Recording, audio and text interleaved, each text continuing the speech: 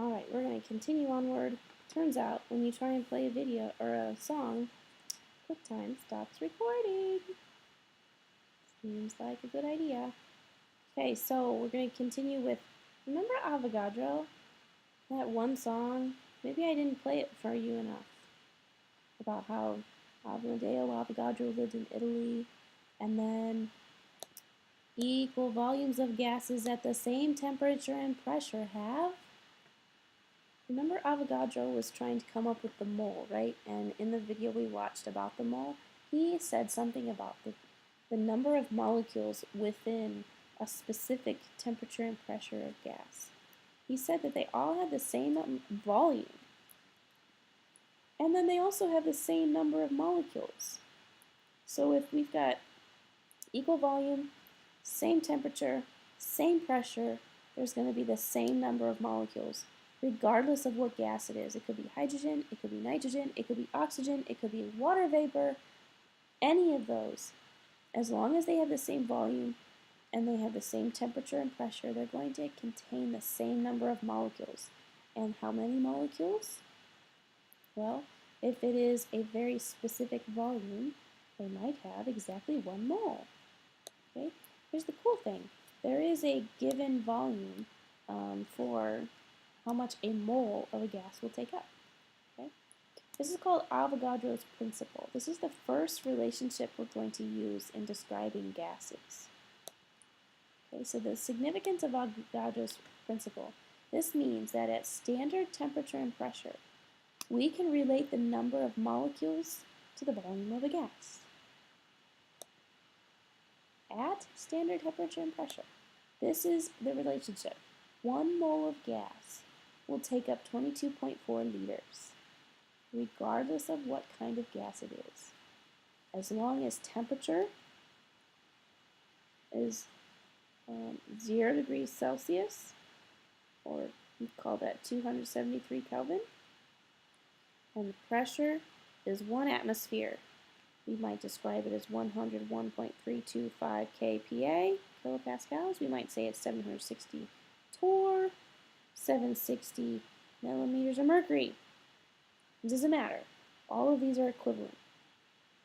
These pressures, these temperatures, the gas is going to be 22.4 liters. Okay? And it's going to have 1 mole. I missed that. Very excited. 1 mole. Okay. Any gas. Doesn't matter what it is.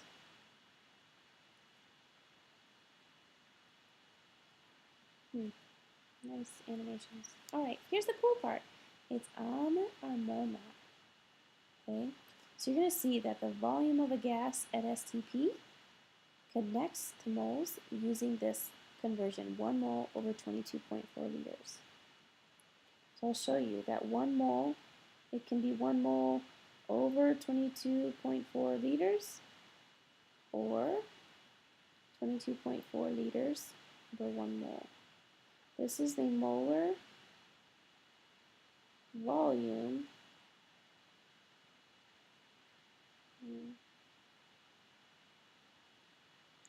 of a gas at STP. That did not turn out right. STP. There we go. Okay.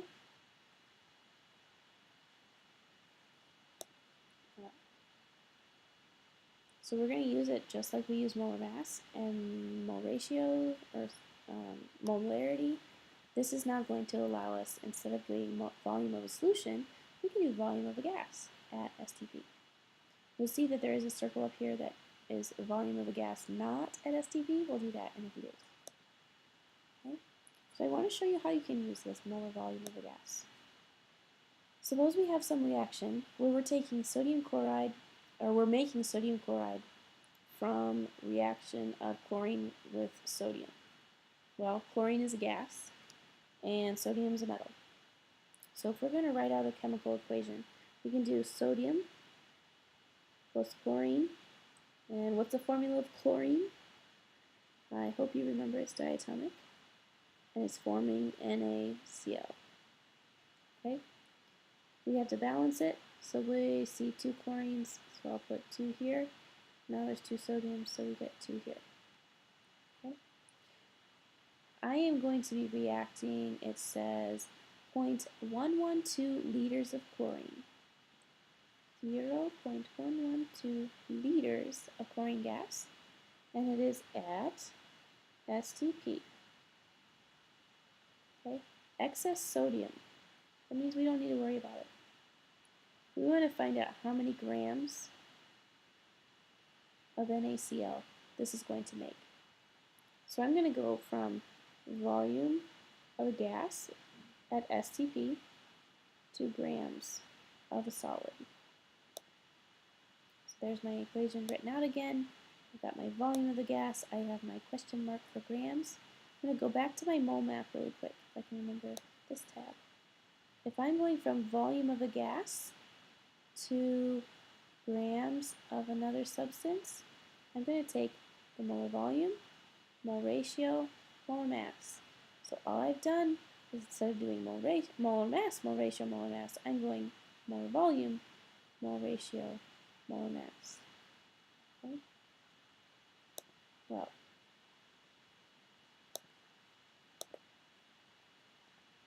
I'm going to start with my 0.112 liters of Cl2. And I'm going to start my factor label method. My first thing is the molar volume. Well, we know that the molar volume is 22.4 liters to 1 mole, so I can either use this one or I can use this one. Well, I'm going to want moles on the bottom, so I think it's this guy. So I have 22.4 liters of Cl2 on the bottom and 1 mole Cl2 on the top. Alright, then I need a molar mass or a mole ratio. That's always my middle conversion factor. I see that I am forming 2 moles of NaCl for every 1 mole of Cl2. So I've got 1 mole Cl2 under 2 moles NaCl. Alright, last conversion factor before I run out of room. Molar mass.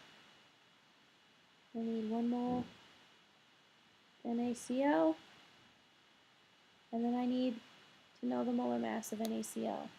22.99 plus 35.453, 58.443.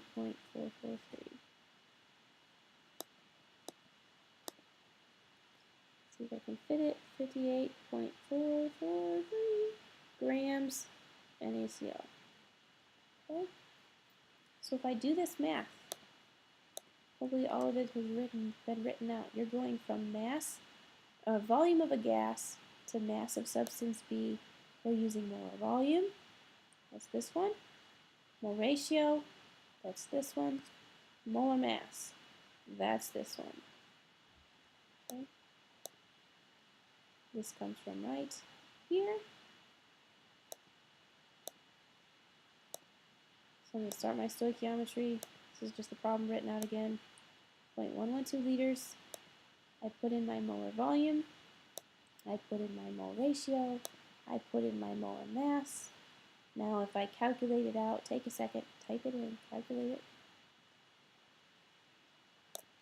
Should have gotten 0.584 grams NaCl. Okay. Does it make sense? 0.112 times 2 would be 0.224 divided by 22.4. So that's a fraction of 0.01, I think. Then you have that times 58.4. So move the decimal over. Makes sense to me. Alright, cool beans, we're done. For homework, you have a stoichiometry worksheet too. And you also have behavior of gases worksheet in your homework packet. I was going to look at a couple of them. to get you started. So if you find your homework packet really quick, we'll work through one of the problems together. So I'm going to do number 2 because it actually has something with STP in it. Other ones, just because we just did this with gases doesn't mean all of them involve gases. This is just a compilation of using molar mass, molarities, and molar volumes. Okay? And knowing when to use which one. Alright, so number 2, calculate how many liters of nitrogen gas are required to make 1.22 liters of ammonia NH3 at standard temperature and pressure. So it's at STP. Here's our chemical equation. We need to balance it. N2 plus H2 makes NH3. I'm going to put a 2 in front of this guy so that I get 6 hydrogens. And then I'm going to put a 3, maybe, there we go, in front of the hydrogen to make those 6 hydrogens. And 2 nitrogens and 2 nitrogens. So now it's balanced. Well, this is asking how many liters of nitrogen gas. So question mark liters is where I'm labeling first. It's required to make 1.22 liters of ammonia. 1.22 liters we are making at STP. So I'm going from liters to liters. Oh dear mama. If I'm going to volume of a gas to volume of a gas, the cool thing is there's actually just this little tiny jump right here, equation coefficient ratio. Mathematically equivalent, but I'm going to show you how to go the longer route just to show you where the units are canceling. Okay? Alright, so back to this.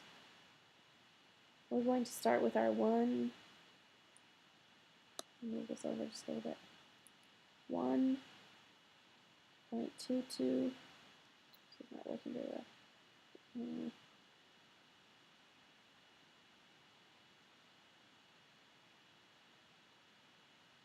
1.22 liters of ammonia is what we want to make.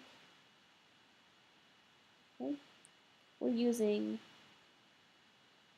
molar volume, mole ratio, molar volume. Those are the 3 conversion factors. Molar volume is going to be the same for both this spot and this spot. So 22.4 liters of NH3 on the bottom, 1 mole NH3 on the top. I'm going to use my mole ratio. I see that there's 2 moles of NH3.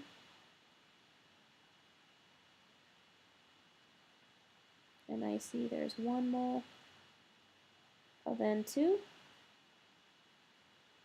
Alright, and then my last conversion is 22, is that molar volume again, only this time 1 mole and 2 is on the bottom, and 22.4 liters of N2 is on the top. So mathematically, this cancels out. 22.4 divided by 22.4. And we're just, and so then moles of NH3, moles NH3, liters NH3, liters NH3, moles N2, moles N2. So really all we have is 1.22 divided by 2 equals 0.61 liters of N2. Okay? Don't think it's wise for me to go through any more problems because my brain has shut off, and you're lucky that I got that problem out. Okay? But while you're reading through these, make sure you're identifying what is it you're starting with and what is it you're solving for. And you're going to be using a combination of molar volumes, molarity. You might be using molar volume, you might be using molarity, you might be using molar mass. These are the 3 main appendages off of moles that you'll need to use before you use mole ratio. And then again, molar volume, molar mass, or molarity. Okay? The second part of the homework, so this one just has 7 practice problems. There's also behaviors of gases. This one's a little bit more conceptual. So I want you to think about those properties of gases that might explain some of these things. So explain why a tire is more likely to blow out during a trip in the summer than in the winter. Okay? It's kind of a fun question to ask. There is a manometer problem. I've given you the atmospheric pressure. I've noted the height difference. You calculate what is the pressure of the gas inside the manometer. And then I have you doing some calculating some gas that fills our room. I thought this one would be fun. Okay, we don't have to worry about gas laws just yet. All right, so hopefully you are being productive and you have a lovely afternoon.